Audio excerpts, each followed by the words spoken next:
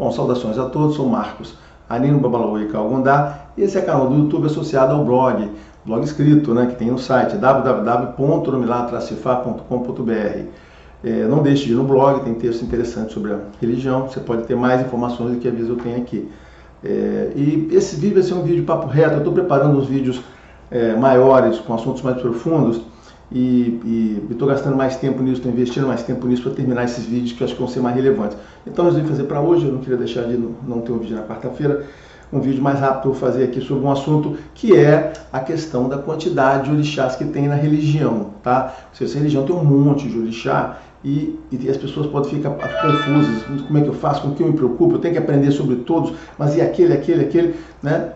Eu sei que também muito babalaô gosta disso, tem gente assim, caraca, cada dia fala de um orixá, fala daquilo, aí você fica assim, caraca, como vou, né, que coisa complexa. Eu vou explicar aqui, voltando em algumas definições de orixá, aqui, porque o que significa isso para vocês. Então, a primeira coisa que minha frase é sempre assim, que eu diria assim, a quantidade de orixás que tem na religião é relevante? Não, não tem nenhuma relevância, a quantidade de orixás. A religião prevê que haverão muitos orixás, né? Ele diz que tem 401 orixás da direita, e 201 orixás da esquerda. E na verdade não são os orixás da esquerda, os orixás da esquerda eles são os Adiogum. O que os números significam? Todo mundo fala sobre isso aí. O número significa o seguinte, 400, os Yorubá não tinham aritmética, então 400 é uma coisa muito grande, é um número incontável para ir na cabeça deles. E 200 também, sendo que 400 é mais. Então quando ele diz isso, na verdade ele diz 401, né? Vou explicar o 1 aí. Diz o seguinte, tem muito mais orixá para te ajudar do que Adiogum para te atrapalhar. Tá? E o 1 significa, segundo os pesquisadores, diz que sempre pode ter mais um, que esse processo é contínuo, tá certo? O que é relevante na religião? Relevante é você entender essa teologia dela, sua relação com Deus, Orumilá, o significado de Exu, o seu Ori e a presença dos orixás. Você tem que entender esse conjunto. O detalhamento, né, dos orixás não são irrelevantes, e eu vou explicar agora, mais um minutinho, com essas explicações para você entender que essa quantidade faz parte da coisa. A primeira coisa é que, lembrar uma coisa que eu falei, essa não é uma religião politeísta porque tem um monte de orixá, né? Eu tenho um vídeo que eu falo sobre isso, sobre politeísmo, monoteísmo. A quantidade de divindades não caracteriza uma religião ser politeísta. A quantidade não caracteriza. O que ele caracteriza é a qualidade da relação dessas divindades com a gente e principalmente com a gente. Então, eu não quero tocar, senão esse assunto fica extenso, mas então isso não somos uma religião politeísta. Já existem religiões politeístas que dividem os poderes, mas não é essa, porque existe um Deus principal que tem todos os poderes, só ele tem, e só ele controla o mundo, e ele tem os orixás que não têm os poderes dele, que não controlam os mundos, são divindades associadas, eu vou falar daqui a pouco, tá? Mas então a primeira coisa era isso. A segunda é que eu expliquei para você, em outro vídeo deve ter visto, é que todo mundo, são fatores básicos, vou repetir isso aqui porque são fatores básicos para a gente continuar nesse papo. Eu falei em vídeo anterior que todo mundo nasce com um, lembra? Não tem pai e mãe, não existe pai e mãe, esse conceito no nosso entendimento aqui do candomblé e Ifá também. E a gente nasce com um orixá, nós estamos ligados a um, tá certo? Se estamos ligados a um, a questão dos demais, a gente tem que entender o que os demais fazem na nossa vida, né? Mas isso já está pré-definido, somos ligados a um orixá. Bom, então vou voltar rapidamente na questão de orixá, porque se a gente não falar sobre a relação deles com Deus e com a gente, esse assunto de quantidade fica sem entendimento. Outra coisa. Bom, vamos lá para frente. Então, orixá são manifestações do Olodumare. Essa é uma definição teológica. O Olodumare se manifesta junto a gente no Aê através do orixás. Então, o que é o orixá? O orixá é o próprio Olodumare se manifestando. É o que em teologia se chama manifestação teândrica. Ele se manifesta, segundo os africanos, os orixás viveram, né, nasceram, conviveram entre as pessoas, foram até descendentes, eles se consideram descendentes dele. Então, assim, é uma manifestação. Então, o Olodumare, para se ligar a nós, ele se manifestou através da questão dos orixás. Então, ele fez a manifestação teândrica, tá certo? E cada orixá não tem todos os poderes de Olodumare, porque senão o orixá seria o próprio Olodumare. Os orixás são manifestações teândricas, né, dele para refletir a nossa pessoa, a nossa humanidade, e cada um deles tem poderes distintos que o Olodumare lhe deu, com limites.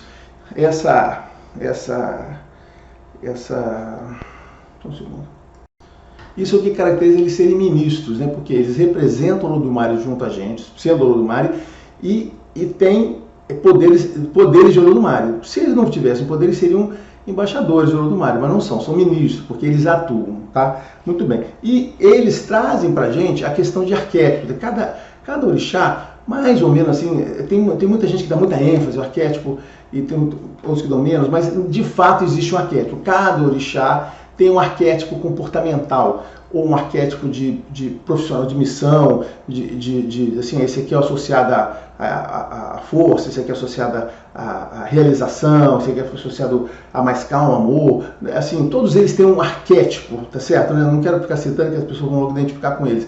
Então, são vários arquétipos comportamentais. Esses arquétipos comportamentais são uma característica de humanidade, ou seja, é através dos arquétipos comportamentais que nós nos identificamos com cada um daqueles arquétipos. Esse aqui se comporta, eu me comporto assim, eu me comporto daquela maneira. Então, a construção dos arquétipos é importante para que a gente possa se identificar. E aí vai na definição que eu digo, que eu falei antes e complemento.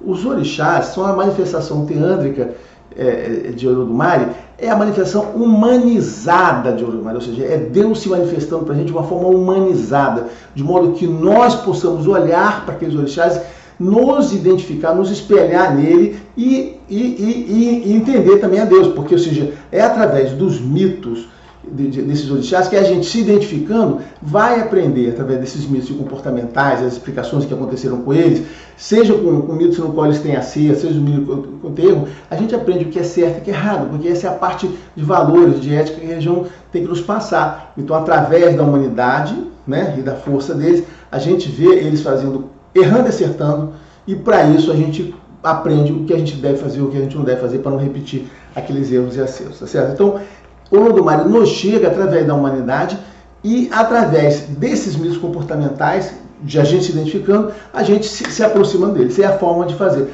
Isso evita aquele modelo de andar com livro debaixo do braço, de ter que ficar estudando. Ou seja, essa religião traz para a gente esse modelo, essa grande inovação dessa religião tem, é esse, né? Traz esse modelo de relacionamento diferente. Como eu disse para vocês em outras vezes, as religiões pularam no mundo em muitos lugares, né? Muitos lugares tiveram religiões. E cada uma das religiões foi uma manifestação do próprio Deus, né? Porque, como eu falei, não é possível que a religião que apareceu aqui seja igual, né? Seja diferente. Assim, um homem criou uma religião aqui, depois criou uma outra aqui. Então, as religiões pipocaram no mundo e cada uma delas procura falar com aquelas pessoas daquele lugar da forma que aquelas pessoas entendem. Essa foi uma das formas que, então é por isso que essa foi uma forma que o Olodumare decidiu se manifestar. Então, depois, um dia eu vou falar sobre essa questão da manifestação das religiões. Então, o que eu quero dizer é que o Olodumare se comunica com a gente, vamos focar aqui, de uma forma que nós entendemos, ou seja, nós não precisamos fazer nenhum grande curso de teologia para poder entender o que o Olodumare espera da gente, o que ele diz para a gente fazer. Porque basta a gente se identificar e se refletir, ao se identificar, a gente se sente ligado àquele orixá, tá certo? Por mais de um, eu me identifico com isso, com aquele negócio, e aí os mitos e os comportamentos, aquela coisa, vão nos passar o comportamento, o que devemos ou não fazer, tá? Bom, isso é uma coisa importante, essa relação que eu falei até aqui, isso que eu falei até aqui é bem complexo, a gente mereceria um vídeo de meia hora para falar sobre essa parte aqui. Acho que eu vou ter, se eu já não tenho, eu já tenho texto, vou ter texto mais completo até no blog sobre isso.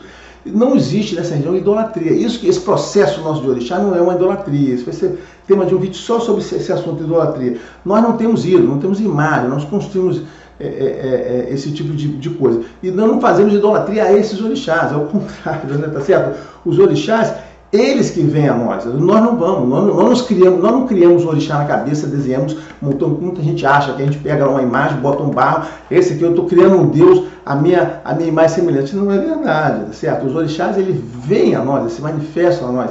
Então não existe um processo de idolatria, nós não temos nenhum tipo de idolatria. Na verdade, não temos nem imagem, né? Nós não temos imagem, nós temos símbolos nessa religião, baseada em símbolo. E o que acontece com isso é que os orixás vêm a nós, né? Uma estação de orixá vem a nós, que no final das contas, lembra? O Olodumare vem aqui, e eles nos suportam, ou seja, é aquilo que está... Tem um vídeo sobre esse assunto, tem texto no blog sobre o assunto, é o Odu Oxetuá. Lá nesse Odu Oxetuá está dizendo lá, é onde na religião, na parte da teologia, diz que Deus estabelece a missão dos orixás. Ó, vocês vão lá e vocês vão suportar essas pessoas, vão ensinar essas pessoas a a usar o supernatural, como é que elas devem se dirigir aos orixás, como é que devem dirigir a Deus. Está tudo descrito no Do Chetuá. Se você ler, está escrito lá toda a parte teológica. Tá? Então, isso é o sentido dos orixás terem. Né? E como eu te falei, lembra por definição, cada um está associado a um deles. Por quê? Porque essa é a ligação muito direta de Deus com a gente. A gente recebe um orixá. Porque lembra da entrevista? Vem nesse compromisso, nessa aliança que Deus tem com o nosso sucesso, a gente recebe o nosso anjo da guarda, recebe o nosso orixá. E vamos seguir em frente, e o oráculo para fazer todas essas ligações. Então, por isso que eu estou falando que a quantidade de orixás que existem é irrelevante. Elas serão tantas quanto forem as necessárias para o Olodumare se tornar claro e se comunicar com a gente. Lembrando que existem muitos orixás iguais que recebem nomes diferentes em diferentes locais. Quando você vai ver a essência dele, ele é o mesmo arquétipo de outro lá, as pessoas dão nomes diferentes para aquelas manifestações.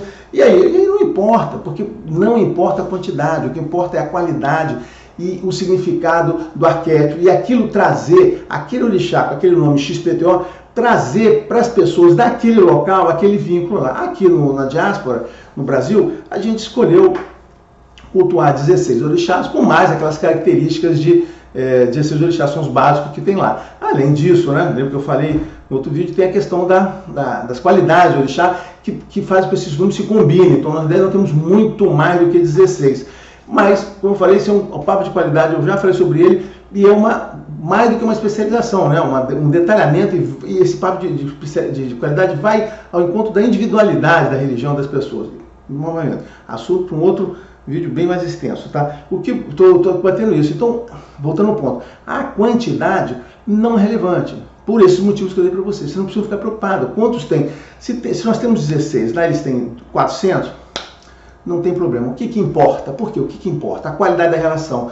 Cada orixá daquele ali é uma manifestação de Olodumare de outras pessoas, as pessoas se identificam, usam esse orixá para ter a relação com Deus, e através do orixá, a relação com Deus, nós, o orixá chegando a Deus, o Deus orixá a gente. Não temos a necessidade daquela relação, nós com Deus direto. Você pode falar, rezar a Deus? Pode, mas é só, orixá é Deus, o orixá é Olodumare, você está fazendo a mesma coisa, e ali você está vendo a parte da humanização. Então, por isso que essa quantidade não é importante. E não é importante também você querer aprender, eu quero conhecer todos. Cara, olha só, bem, aqui no Brasil, de fato, você pode conhecer os 16, as características dele, os arquétipos, mas isso não é muito relevante, né, para a sua vida.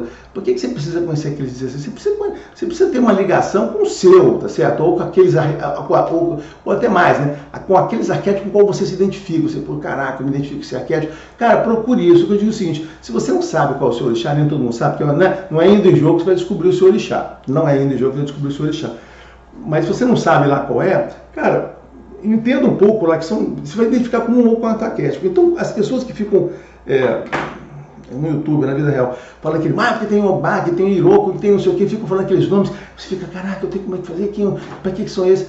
Essas pessoas estão trazendo muita confusão para vocês, tá certo? Mas assim, não há necessidade daquilo, você tem que conhecer aquilo que você se identifica, tá certo? Se identifica, e naquele ali você entender, ver os mitos, esse é o caminho da religião. O caminho sacerdotal dessa religião seria, o caminho da religião seria você se relacionar, né, com uma casa, com um sacerdote, ele identificar arquétipos, e aí ele começar a contar histórias, passar histórias de orixá, e você começar a se identificar com alguma coisa, e com o passar do tempo você descobrir quais são os que você tem vínculo, e você prestar, principalmente você prestar história nos mitos, né, nos seus comportamentos no mito, porque todos os orixás, esses 16 que a gente tem, todos são úteis para nós, já são suficientes, são úteis para nós.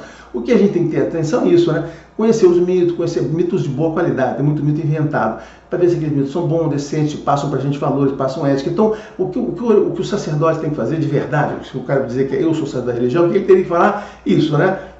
Você chega lá e ele tem que fazer essa conexão sua com esse universo de orixá, né? Com o universo da religião. Na realidade, ele tem que fazer a sua conexão com Deus, tá certo? Tem que fazer a sua conexão com Deus, através do arquétipo de orixá, né? Que é o trabalho normal, ali devagarinho, no dia a dia, falando, vai entendendo, ele vai contando história, você vai se identificando. Então, assim, aí esse processo de entendimento é um processo gradativo, dia a dia, de uma convivência religiosa, tá certo? Esse processo que as pessoas querem, utilitário, querem fazer, de ir numa casa para resolver problemas, jogar, descobrir as coisas e vão embora no dia seguinte, volta para a vida dela, não é um caminho religioso que atenda ninguém, tá certo, né? E não tem muito propósito. O propósito é esse, você tem que ir lá para ouvir os mitos, ouvir as histórias, entender a questão comportamental, questionar, o cara interpretar, mas por que ele fez errado, por que ele fez certo, aí ele vai te explicar. Ou seja, existe um processo religioso aí de entendimento, interpretação, análise e feedback, né,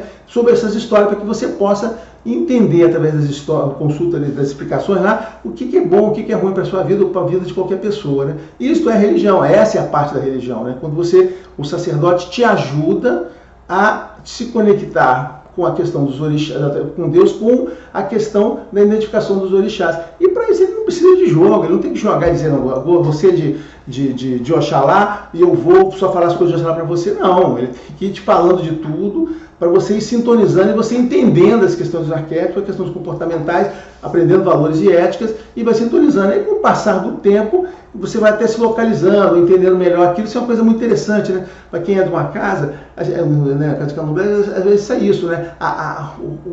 O seu encontro com o orixá não é na tábua de búzios lá, tá certo? Né? O seu encontro com o orixá é no dia a dia, na identificação que está fazendo. Então, isso é religião. Isso aqui é que deveria ser religião. E não você sentar como cliente, o cara passar aqui, receita, está aqui, ó, seu orixá tal.